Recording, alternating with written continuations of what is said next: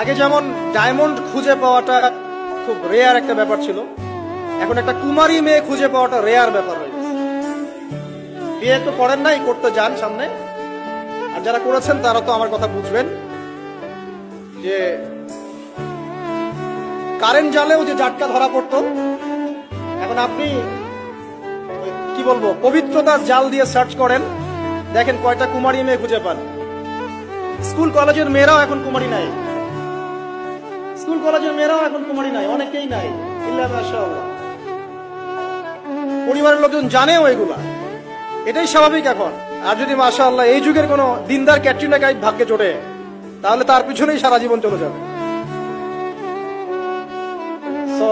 পরিবারে ঢোকার আগেই মানে বিয়ে শাদী করে সংসার গোছানোর আগেই পড়াশোনাটা শেষ করে ফেলেন, কারণ ওর পরে রেসপন্সিবিলিটি বাড়বে, আপনার অনেক কাজের চাপ চলে আসবে।